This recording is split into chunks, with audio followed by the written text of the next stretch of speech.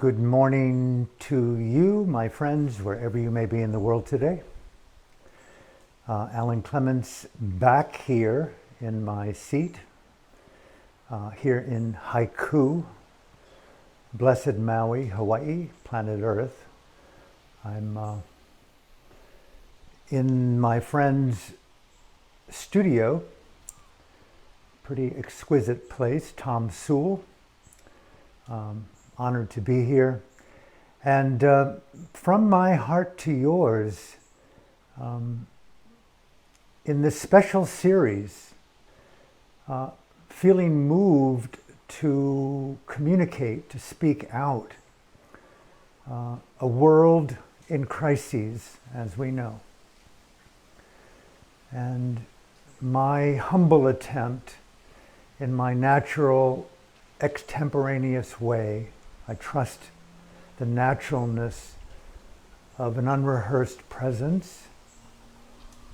It's rehearsed enough with conditioning and expectations and judgments and fears to just free flow through interiority and try to make sense, try to break through the morass and find meaning, if it's possible, in the madness that we're in.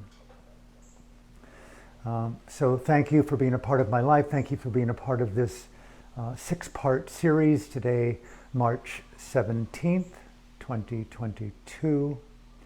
And I will continue, God willing, for the next 5 days at 10 a.m. here from Hawaii. There's some announcements, but I'll make them at the end. And let me just dive in to how I am feeling in context to what we're all seeing and feeling. Obviously, with the horror, the tragedy, the unremitting atrocities in Ukraine, and this thing called a war of invasion from Mr. Putin in Russia into the Ukrainian country that is being now televised and broadcast worldwide 24 hours a day. It is, to state the obvious, grabbed the shadow, grabbed the darkness, grabbed the morality, the repressed morality in a lot of people. It's brought out the good, the horrible, and the evil among many. And one could easily say, what's new? Iraq, 1 million people. It's hard to even get this out. 1 million human lives killed, several other million human lives traumatized beyond psychological hope. A nation devastated based upon a deliberate set of manipulations, deceits, and lies by our president and the running dogs in our country who colluded with that catastrophic lie. And it's an unrepentant lie. And statistics are so irrelevant on some level because no one pays attention. And this is the gist, if I can get it right out there, front and center. There's something so, what's the word? It's a catastrophic illusion. A horrifying tyranny, a repulsive ideology to believe in the efficacy of murder, violence. Call it by any label, individual or collective, calculated violence upon not only human life, but to treat human life as if it were a place of animal factory farming, the murder of beef, chicken, pig, fowl, fish. And What's new, right? What am I saying that's absolutely new? And I was speaking to my very dear friend last night. We were talking about this that we're in and how to find meaning in it. And it brought up an extemporaneous old insight that I hope never becomes old. Is what is the alternative to justified violence? And that's a very tricky set of words. Justifiable violence. Calculated acts of tyranny and mass murder. Genocide, ethnic cleansing, a Holocaust, murders, massacres. You can't say enough about the history of the human race, 800 billion people, as it's been said, that have lived before you and me today on planet Earth. And we're teetering, if not over the edge, of a colossal anthropocentric mass extinction, not just of the Homo sapien, but of millions of species, perhaps all life. It may be that it's already baked into the paradigm. And look at what we're doing here in modern times. There's something so sick and outrageous. There's no words to describe the repulsion of seeing the massacre of life. What's new? I think back 50 years ago, saying and feeling the same things in my early years in university, where I felt repulsed to be part of the conscription apparatus of the American war machine, to go fight, to go kill in Vietnam. My parents were both military veterans. They fought proudly in World War II. It was quite a confrontation. But I left. I fled the culture of forever wars. What's new? Here it is 5 decades later. And I'm saying and thinking and feeling the same things. What's new? I keep asking myself, what's new? What could you do inside of yourself to become more emotionally eloquent, more skilled? I wish I had the power to put the highest, most intimate dose of a trans ayahuasca, LSD, psilocybin, multi-psychedelic substance, organic air, call it what you will, that illuminates the unseen in the mind of this feckless, leaderless elitism in the world. To me, what I see here as the horror is not just the violence alone, but those who dictate it, those who propagate it, those warmongering women and men who profit on blood, murder, tyranny, and trauma. There's got to be Wall Street. There's got to be Davos. It's got to be Silicon Valley. There's got to be loot at the end of the murder rainbow. I don't trust the morality that's being whipped up here in this global collectivism. And we're teetering on a nuclear war. That's just words, verbiage. Catastrophic devastation to life, all forms of life. What's new?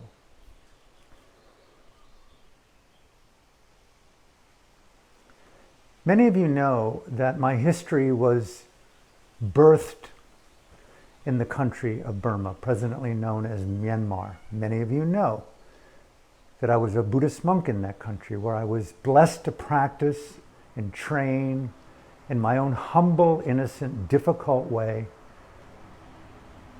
in the ancient teachings attributed to the Buddha, found in the words Buddha, Dhamma, and Sangha. Dhamma. I would call Dhamma the intelligences of consciousness that can be discerned, mindfully engaged to beautify, bhavanize, the Pali Buddhist word, to beautify the nature of the ecosystem of mind.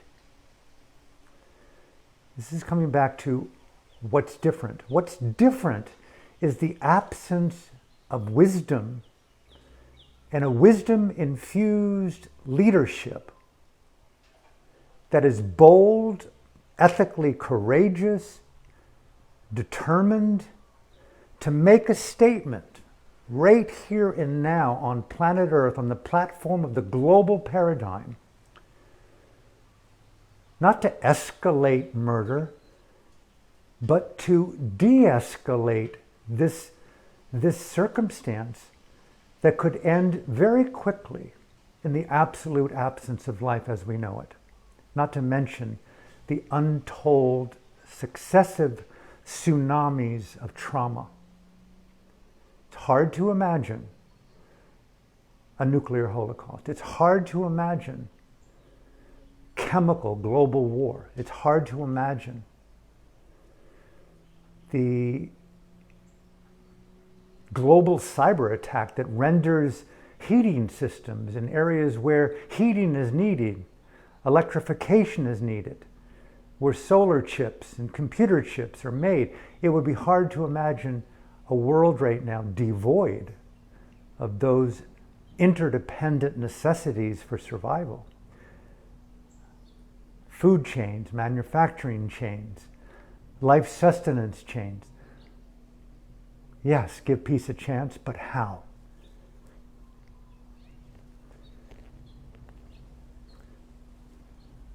In 1984, I was told to leave Burma as a Buddhist monk, now for the second, third, or fourth time, by at the time the dictator Ne Win. No reason given. This is what goes under totalitarian governments. There's no reason for anything other than the whims of the dictatorial elite, the cronyism of those elitists, and primarily driven by the central figure within a collective fascism known as fascistic dictatorship that employs ancient, discernible psychological tactics found within the concept of totalitarianism, present day in China with the CCP and Xi Jinping, obviously what's going down in Putin's Russia, although not quite as draconian as under Xi Jinping in China. But we've been talking now for the better part of 2 years, ever since the so-called, the release of whatever that bio substance was, COVID-19, and all the lies and the tyranny and the heartache and the death and the unthinkable narratives through corporate legacy media and the populations around the world. And it's just the psychosis that's happened based upon a virus.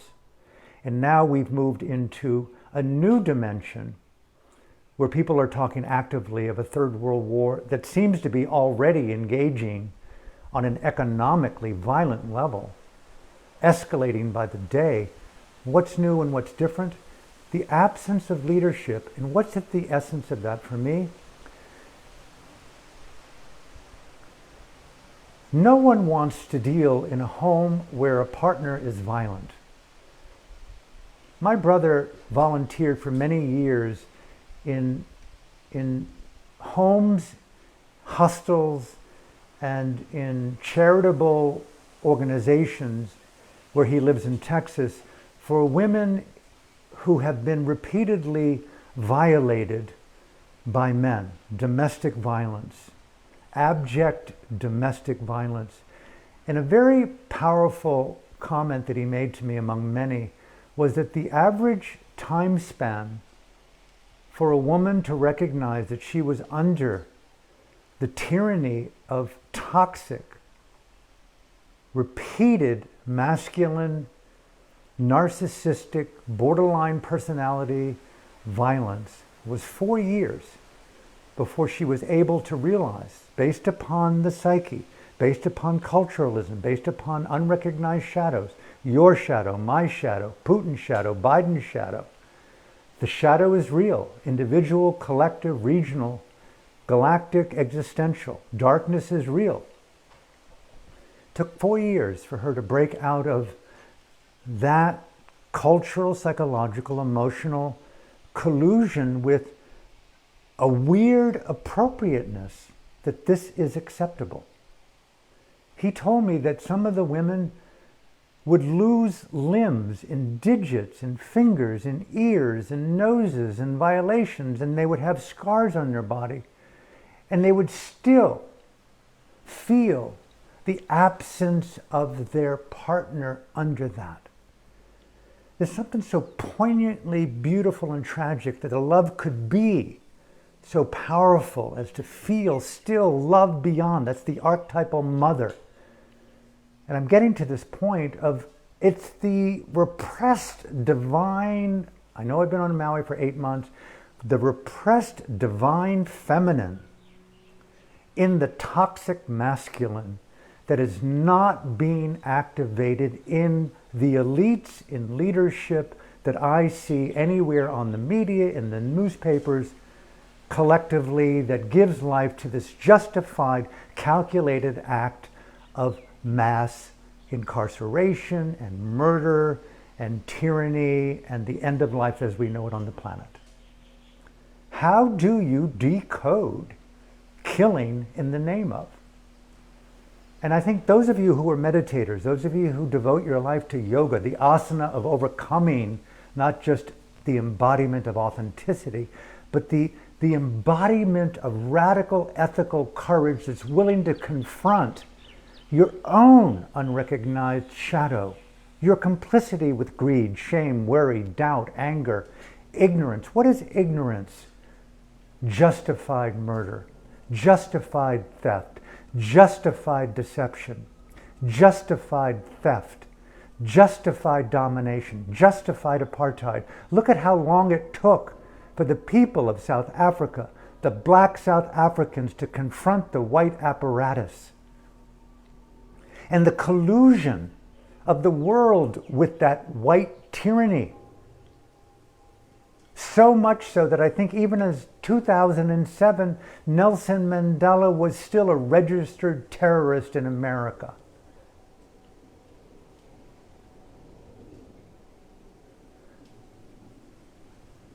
I so wish at times that I had the ear, the heart of the Oval Office, of the presidents and prime ministers, and I'm blessed through digital media.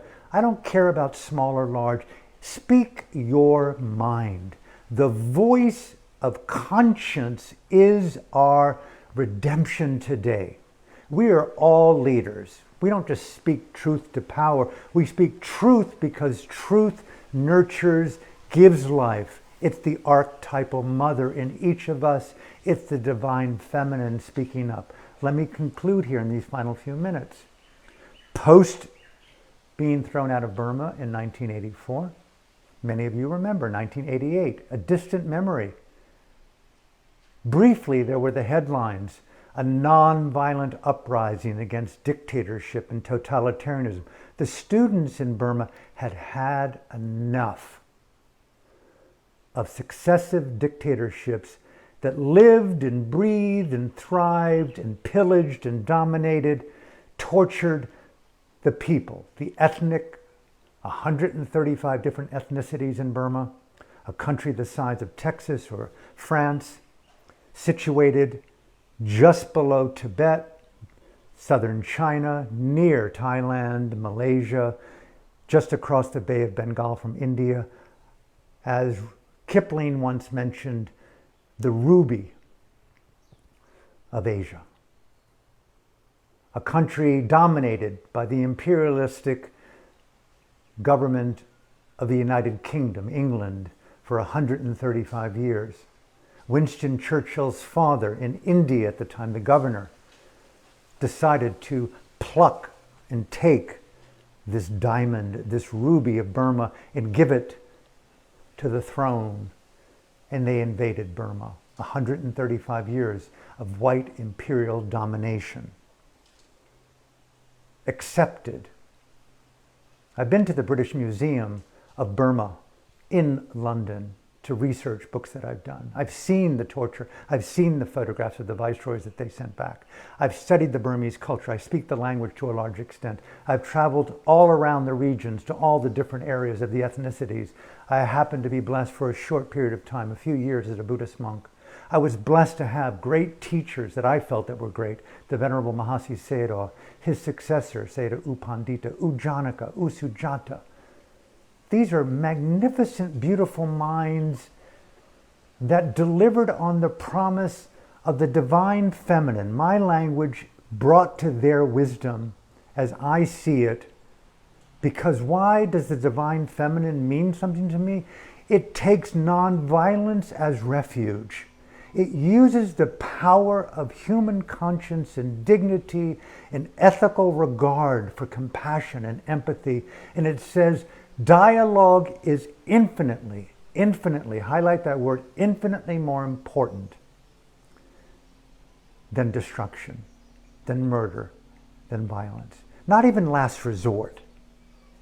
Dialogue. Let's talk about it. Going back to my brother and women's being categorically, systematically abused. 4 years. I've been in circumstances in life, culturally, regionally. I was in the war on the outside during the final 12 months of the genocide in Yugoslavia.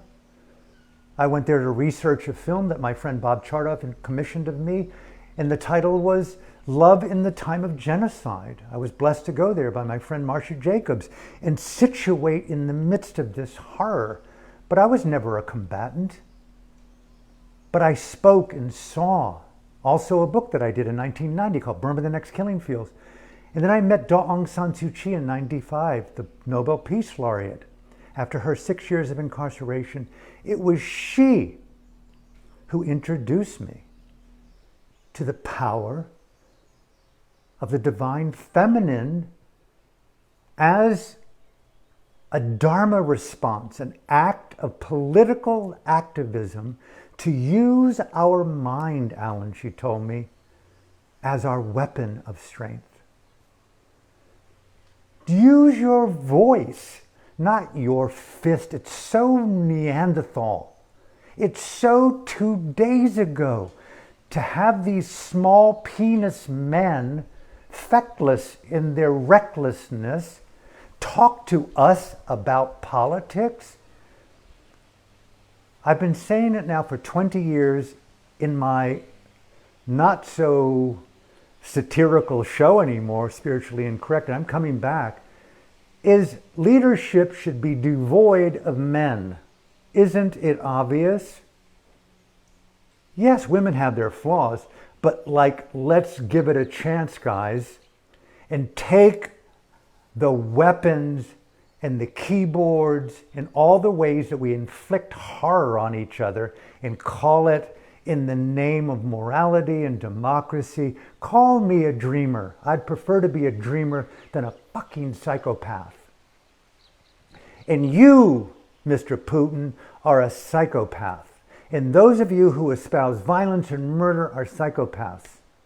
Why? Because if I were in power right now, and I am in power right now, in this seat at Sewell's studio in Haiku, and I am calling for not only an end of violence, but a return to radical, courageous expression that the answer to war and murder and the death of life is to talk about our differences. Set aside creating a sacred garden. If you had me to conscript and to discover a way to grow flowers in the field of blood, we need to bring men and women together, a council of consciousness, and talk about our flaws, our shadows. Talk about the wisdom of the sacred. Give children hope. And giving people hope right now is to stop killing women, children, men, killing anyone. Stop violence now. How? Call for it, Mr. Biden. Call for a summit with Mr. Putin and our beloved president of Ukraine with our prime ministers and presidents of the EU. Go to Brussels and say, listen, everyone, I want you here. We're going to give you a chance to speak to us about your views and feelings. Mr. Putin, tell us, Convince us open-mindedly why you are massacring women and men in Ukraine. And why are you subjugating your own people to 15-year prison terms for calling an end to murder? Tell us. Justify. Bring Xi Jinping there. Get off your pedestals of denial and talk. Learn about the divine feminine. It's divine to learn to stop harming people, killing people. Why is that so difficult, right? Let me end. When I met Aung San Suu Kyi, and I want to say here again and again and again, my country of Burma, I stand with you. February 1st, 2020, the dictator there, the terrorist Ming Online and his military turned terrorist organization known by the acronym MASAC, Ming Online, M-A-H, SAC, State Administration Council. That's the new kind of Khmer Rouge on the planet. No one paid attention. There's no boots on the ground based upon the United Nations provision to protect innocent people from war crimes. That's a democracy, for God's sake. It was a civilian government brought in, flawed as it was, under 6 decades of tyranny and dictatorship. And we had a woman with a lot of men and women who represented the nation in universal human rights. Remember that doctrine? The universal human rights? Freedom to speak about differences without being pulverized and killed and murdered and tyrannized and tortured and imprisoned. Hello, guys, wake up. Burma was a living example. Read my book with Aung San Suu Kyi, The Voice of Hope. Read my book with Fergus Harlow, the extraordinary savant on Burma's politics, Burma's voices of freedom. Not him and I, but these are the voices of Burma's freedom fighters. They employed the ancient divine feminine technique of love over murder. We have examples, Mr. Biden. We have examples, Mr. Putin. We have examples all over the world. We don't need a no-fly zone alone. We need conscience and dignity and nonviolence. We need women standing up around the world and saying, no, guys, your method does not work. It's never worked. You're going to drive all life into the death camp of fossil fuel. And the earth will be a huge astrophysical silence, devoid of everything except the rebirth of certain men, primarily as roaches, in the dystopia of a parched, nuclear, murdered planet. Thank you very much, men in power. Thank you very much, Klaus Schwab. Thank you very much, Wall Street. Thank you very much, Washington. Thank you very much. And I know I have my complicity in that. But I'm speaking up in a different tone today, and I know I'm not alone. You hear what I hear. You want to voice what I'm voicing, and I know many of you are doing it, and it's time for us to collectively be in digital, physical, organic solidarity and to rise up and speak about the power. Hey, it's time for diplomacy. Diplomacy here could look like screaming at each other.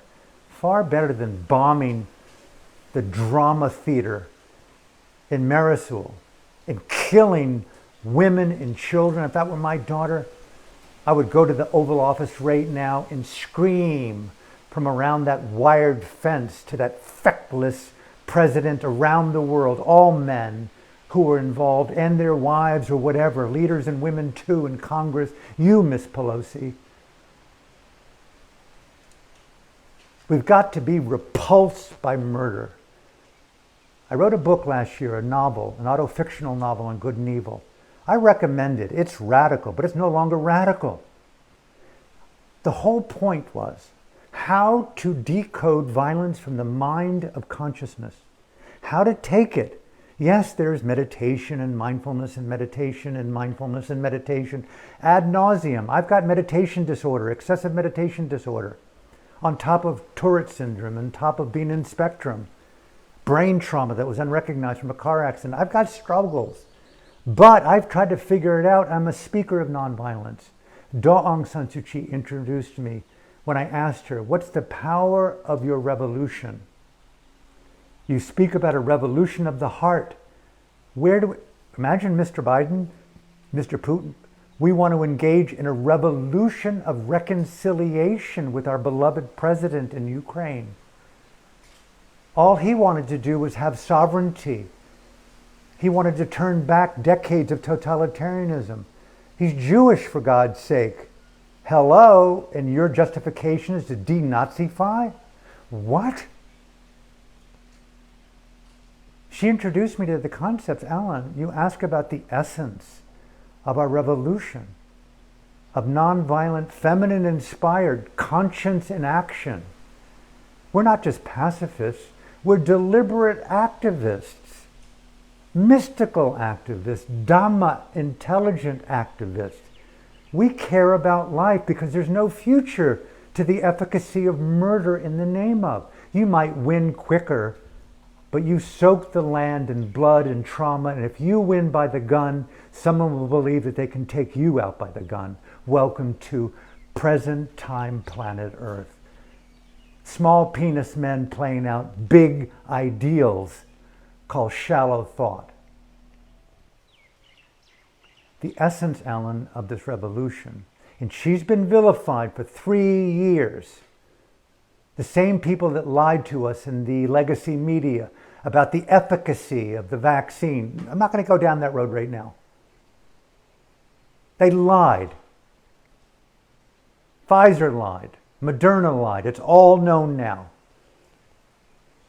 The same people that lied to us and printed and recorded and promoted their lies were the same people that lied about Burma and Daw Aung San Suu Kyi. It was propagandist nonsense. And Fergus and I in our books outlined that in detail. Read those books, Burma's Voices of Freedom. She sits alone in a prison cell right now, and no one even points to that atrocity. Burma burns, and yet the people have rose up. There's not $1 going in from governments. It's an amazing act of courage under a genocidal dictatorship. It breaks my heart and it inspires me like I've never seen anything in the world. And within it, I want to repeat Daw Aung San Suu Kyi's word and close. The essence of our revolution, Alan, is courage. The courage to care about something larger than your own self-interest. Pause. What does that mean? If I were to really advocate something right now for the ordinary, my friend asked me a brilliant question last night. How would what you're saying, Alan, relate to people everywhere? A call to action, what would it look like? To feel. Feel and embody the death of another as your most beloved. The capacity to mindfully feel into your own divine archetypal mother. Hold the other as your own child. Mr. Putin, hold the Ukrainian president as your child, and vice versa. And yes, you might not like what that child is doing, but you give, in the famous words, you give peace a chance, and you give it again and again and again, and that is the courage to care about things larger than your own self-interest. And we use, she said, the nonviolent method. You were out on the street with 1,000 people risking their freedom and being tortured by being caught by the Gestapo in Burma. But they risked everything to come out of the corners of their own apartments and homes and villages. And they quivered in freedom. They confronted their fear. That takes courage. It's one thing to call for the fearlessness and freedom from fear, but it's another thing altogether to call for the courage to challenge impacted, justified attitudes that are driven by insecurity and fear, to cower and to quiver and feel. This is new for me. This is new for me to use my voice and my hands, Mr. Putin. This is new for me to use my call to conscience, Mr. Biden. Call for diplomacy. Call for dialogue. Bring leaders around the world, even ones we hate, and have something so powerful that all the corporate media worldwide broadcast these dialogues live. Let us see the power